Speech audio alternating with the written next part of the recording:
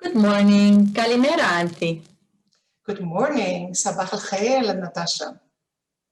We are here to celebrate this year's World Water Day, dedicated to valuing water. However, this cannot be fully achieved without taking into consideration the value of water to women and the role of women in valuing water. In this direction, and focusing on the essential role of women in peace building, conflict management, and sustaining water security, let us share our joint work on empowering women in water diplomacy in the MENA region, the publication of which was launched last week. But Anthony, what is this study about?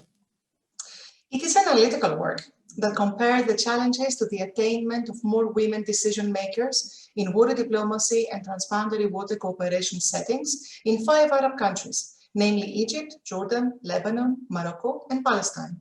The focus has been to identify the similarities and differences in the challenges female water experts face across the 5 countries and to identify the capacity building needs in terms of the various skills of a 21st century water diplomat. But Natasha, what is so special about the study? It is a dynamic document aiming to prompt action. Through the use of the short questionnaire, we have involved almost 100 women coming from across the water sector spectrum of the 5 countries and mapped the main challenges they face and which hold them back from having more leading roles in water diplomacy and decision-making. More importantly, through the different exchanges and outreach activities, the analytical work has evolved into an initiative on empowering women in water diplomacy in MENA. Anthi, how about we share with our viewers who is in this initiative?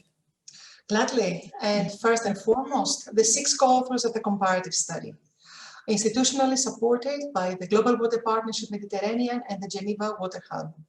The initiative also contributes to the Union for the Mediterranean Water Policy Framework for Actions 2030, and the financial support for making this happen was provided by the Swedish International Development Cooperation Agency, SIDA, the Swiss Agency for Development and Cooperation, SDC, and the University of Geneva.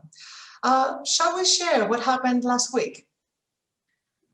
Happily and proudly, last week we launched the publication of the comparative study together with more than 180 participants, with valuable interventions by distinguished speakers.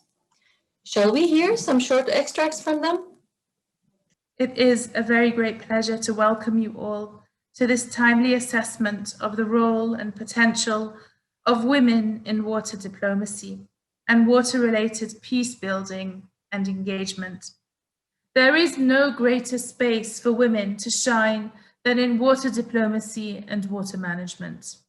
For women represent much that cannot be quantified or captured in statistics and other data.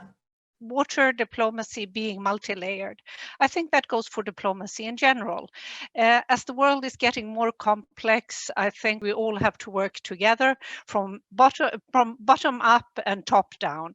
And finally, on implementation, it is time to stop only talking the talk. We also need to walk the walk. I think a very, very pertinent and very important mapping exercise that has been done, and I'm really looking forward to it being extended.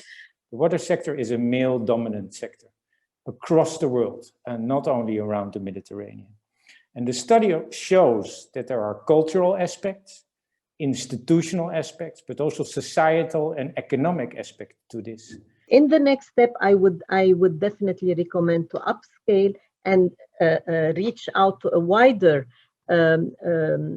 audience, multidisciplinary, and that would allow a better understanding of the intersection between gender and water diplomacy. To summarize maybe in one phrase, what I found most interesting is the obvious lost opportunity for progression by not involving women in negotiation, and in this case, in water diplomacy. This was inspiring, and we are truly honored by all the contributions. In terms of next steps, we will have 3 parallel work streams. First, analytical work, by deepening the analysis on the existing focus countries and expanding with more cases from the region. Second, a targeted capacity building, utilizing the study's findings and working in synergy with partners. Third, a practical mentorship program, which we will start in April with the series of the bi-monthly 60-minute sessions with prominent diplomats and transboundary water cooperation experts.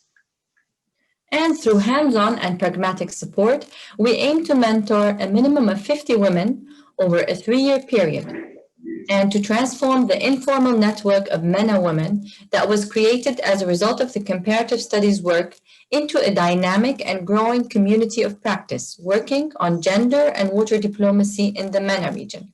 Please join our initiative.